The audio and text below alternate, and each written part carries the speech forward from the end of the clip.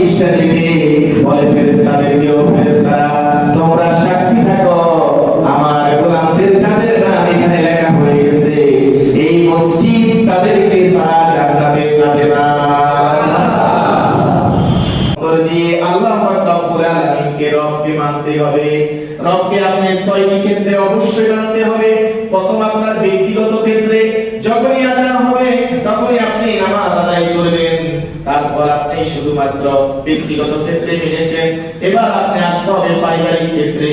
যখনই আযান হবে আপনার পরিবার পরিজনদেরকে বলবেন আল্লাহ তাআলার ইবাদত করো এবং নামাজ পড়ো। আপনি সামাজিক ক্ষেত্রেও আল্লাহ তাআলাকে রব হিসেবে মানতে হবে। যখনই আযান হবে সমাজের যত মানুষকে দেখবেন সবাইকে নামাজের দাওয়াত দিবেন। আপনি অর্থনৈতিক ক্ষেত্রেও আল্লাহকে রব হিসেবে মানতে হবে, কেননা অর্থটা আপনি অবশ্যই হালাল পন্থায় ইনকাম করতে হবে। সুবহানাল্লাহ। যদি আপনি এইগুলা ক্ষেত্রে আপনি মানতে হয়, রাষ্ট্রীয় ক্ষেত্রেও আপনি রবকে মানতে হবে। রবের যখন রাষ্ট্র কোনো ইসলাম বিরোধী, কোনো কোরআন বিরোধী, সুন্নাহ বিরোধী কোনো আইন পাস করতে যায়, তখন আপনি অবশ্যই রাষ্ট্রকে সেটার জন্য প্রতিবাদ জানাতে হবে। সেটাকে আপনি রাষ্ট্রীয়ভাবে রবকে মেনেছেন, সেটাই রবির প্রকাশ। সুবহানাল্লাহ। আপনি আন্তর্জাতিক ক্ষেত্রেও রবকে মানতে হবে। যখন কোন রাষ্ট্রের মধ্যে আমাদের প্রিয় নবী মুহাম্মদুর রাসূলুল্লাহ সাল্লাল্লাহু আলাইহি ওয়াসাল্লামকে অবমাননা করা হয়, কোরআনকে অবমাননা করা হয়, তখন আমরা আমাদের এই দেশ থেকে, বাংলাদেশ থেকে আমরা প্রতিবাদ জানাতে হবে। সেটাকে আপনি আন্তর্জাতিক ক্ষেত্রে রবকে মেনেছে, এটার বহির প্রকাশ। সুবহানাল্লাহ। এই ছয়টি ক্ষেত্রে যদি আপনি রবকে মানতে পারেন, তাহলে আপনাকে যখন কবরের মধ্যে প্রশ্ন করা হবে মান রব্বুকা, তোমার রব কে ছিল, তখন আপনি এমনিতেই বলতে পারবেন রব্বি আল্লাহ। সবাই বলেন রব্বি আল্লাহ। সাথে সাথে আল্লাহ পাক রব্বুল আলামিনের হাবিব বলেন, কোন নেককার বান্দা যখন মারা যাবে তার 40 দিন আগে এই আরশে আজিমের কাছে ওইখানে একটি বড়ই গাছের মতো একটি বিশাল গাছ আছে, যে গাছের মধ্যে আদম আলাইহিস সালাম থেকে শুরু করে কিয়ামতের আগ পর্যন্ত যত মানুষ জন্মলাভ করবে প্রত্যেকের ঠিকানা এবং প্রত্যেকের মৃত্যু কখন কিভাবে হবে সবাই অ্যাড্রেস ওই জায়গার মধ্যে লেখা আছে। আল্লাহ রাসূলকে মালাকুল মাউত বলতেছে, যখন একজন মানুষ মৃত্যুবরণ করবে তার 40 দিন আগে যে পাতাটা তার জন্য আল্লাহ তাআলা বরাদ্দ করেছে, ওই পাতাটা সবুজ পাতা থেকে সেই হলুদ বর্ণ আস্তে আস্তে দাগ হতে থাকে। নেককার বান্দা হলে আল্লাহ তাআলার ফেরেশতারা মালাকুল মাউতের আওতাধীন যে ফেরেশতারা আছে, ওরা 40 দিনের দিন আসি বলতেছে, ও অমুক ব্যক্তি, অমুকের বেটা, তোমার আর মাত্র 40 দিন বাকি আছে, 40 দিন পরে তুমি মৃত্যুবরণ করবে। তখন ওই ব্যক্তি তার আমলনামাকে বেশি বেশি করা শুরু করে দেয়, তার দেনাফেনা করে শুরু করে দেয়। সাথে সাথে অনেক মানুষকে দেখে দেখে বলে, ভাই আমাকে ক্ষমা করে দিস, কিন্তু তার মনে থাকে না। তাকে ফেরেশতারা বলে তুমি কিছুদিন পরে বা 40 দিন পরে মারা যাবে, কিন্তু সে আর বলতে পারে না। কিন্তু তার মধ্যে আমল বেড়ে যায়, কথাবার্তা কিছু বন্ধ হয়ে যায় এবং সে ব্যক্তি আস্তে আস্তে অসুস্থতা বোধ করতে শুরু করে। আল্লাহ রাসূল হাবিব সাল্লাল্লাহু আলাইহি ওয়াসাল্লাম মালাকুল মাউতকে বলে, তারপর কি হয়? তারপর 40 দিনের দিনও ফেরেশতারা আসে। এইভাবে আস্তে আস্তে আস্তে যখন 3 দিন আর বাকি থাকে মানুষের জীবনে, তখন আল্লাহ রাসূল সাল্লাল্লাহু আলাইহি ওয়াসাল্লামকে বলেন, ওই মালাকুল মাউত বলে, তখন তার মধ্যে এমন একটি আমি এই কম্পন সৃষ্টি করে দিই, যদি সে নেককার হয় তার মধ্যে এত সুন্দর আমল আমি সৃষ্টি করে দিই, তার মধ্যে এমন একটি এই নমুনা আমি সৃষ্টি করে দিই যেন সে হাসতে হাসতে রূহটা আমি নিয়ে যেতে পারি, সে ব্যবস্থা আমি সুব্যবস্থা করে দিই। সুবহানাল্লাহ। আল্লাহ রাসূল বলেন, তাহলে আপনি কিভাবে রূহটা নেন? তখন ফেরেশতা বলে, আমি সুন্দরভাবে আসি। ওই আত্মাটা তাকে এমন ভাবে দেওয়া হয়, মায়ের দুধ যখন সন্তান পান করতে করতে ঘুম এসে যায়, আল্লাহ পাক রব্বুল আলামিনের হাবিব বলে, মালাকুল মাউত বলে, মায়ের দুধ যেমন সন্তান পান করতে করতে ঘুম এসে যায়, আমি তার জানটাকে এমন ভাবে কবজ করি, ওইভাবে সে আরামে আরামে ঘুমে পড়ে যায়। সুবহানাল্লাহ।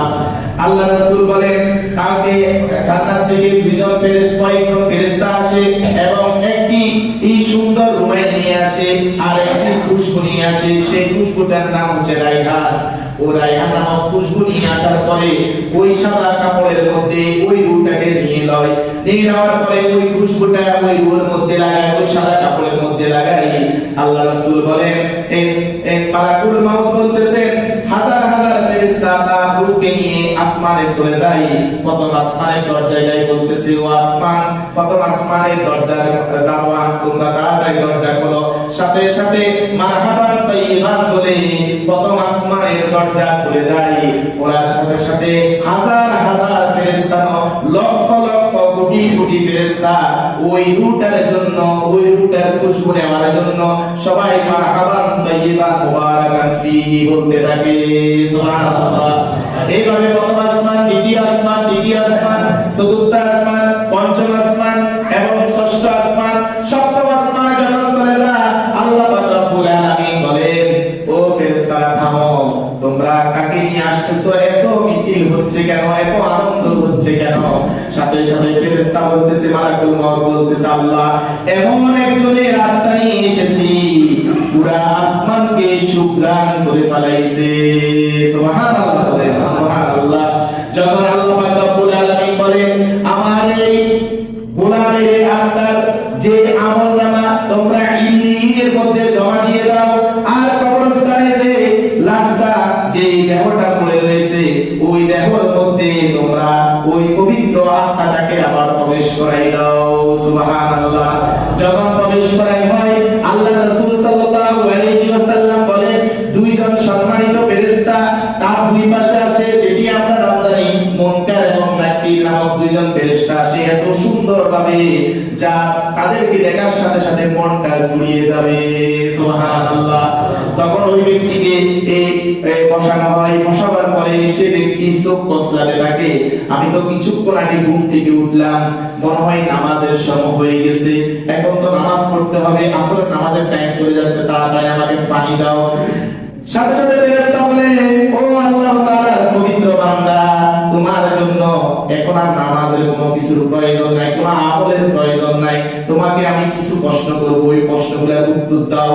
সাথে সাথে আল্লাহ তাআলা হাবিব বলেন, ওই মুনকার বলবেন, মান রব্বুকা, তোমার রব কে ছিল? যদি দুনিয়াতে সে রবের সকল কাজ করিয়ে থাকে, যদি ভালো আত্মা হয়ে থাকে, তখন সে ব্যক্তি বলবে সাথে সাথে, আমার রব ছিলেন রব্বি আল্লাহ। সুবহানাল্লাহ। তারপর বলবে, মা দীনুকা, তোমার দ্বীন কি ছিল? তুমি কোন দ্বীনের উপর প্রতিষ্ঠিত ছিলে? তখন যদি সে নেককার বান্দা হয়, সে সাথে বলবে, দীনুল ইসলাম, আমি দ্বীন ইসলামের উপর প্রতিষ্ঠিত ছিলাম। সুবহানাল্লাহ বলেন। তারপর বলবে, মান নবিয়ুকা, তোমার নবী কে ছিল? কোন আদর্শ তুমি গ্রহণ করেছো? সাথে সাথে ওই ব্যক্তি বলবে, রাসূলুল্লাহ সাল্লাল্লাহু আলাইহি ওয়াসাল্লাম। সাথে সাথে ওই ব্যক্তি বলবে, ফেরেশতারা বলবে, তুমি এই প্রশ্নগুলো কিভাবে জানলে? এই বলে যখন বলা শুরু করবে, ওই ব্যক্তি বলবে, আমি কোরআন থেকে জেনেছি।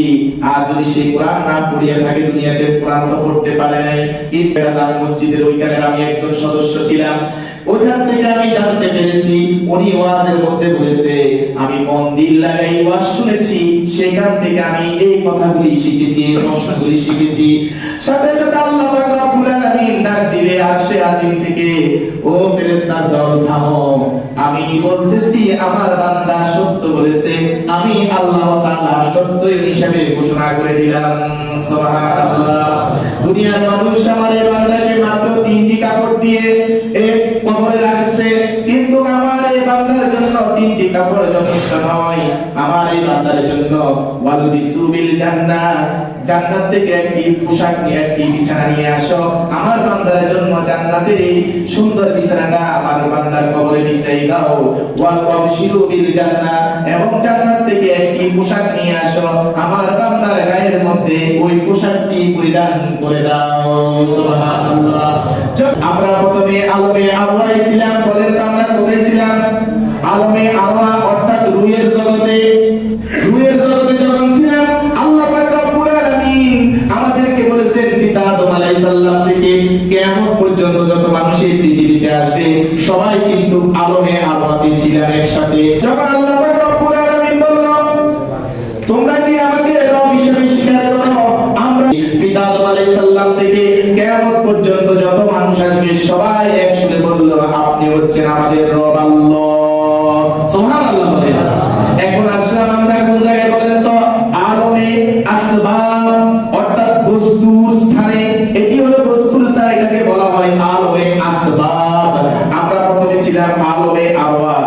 কিন্তু সেখানে কি ঘটলো আমরা কিন্তু জানি না, আমরা ভুলে গেলাম।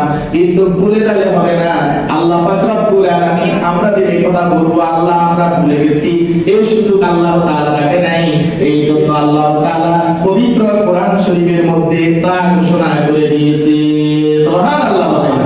এই কোরআনের মধ্যে আল্লাহ তাআলা বলে দিয়েছে তোমরা আমাকে রব হিসেবে আলমে আরওয়াতে মেনে এসেছো এবং আমাদের প্রিয় নবী মুহাম্মদুর রাসূলুল্লাহ সাল্লাল্লাহু আলাইহি ওয়াসাল্লামের হাদিস দ্বারা প্রমাণিত আছে।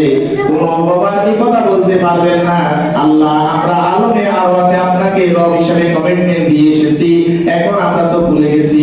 এই কথা বলার সুযোগ আপনার রাখলো না। এই হাদিস দ্বারা প্রমাণিত, কোরআন দ্বারা প্রমাণিত, আমরা সেই জায়গায় রব হিসেবে আল্লাহকে মেনেছি। সুবহানাল্লাহ।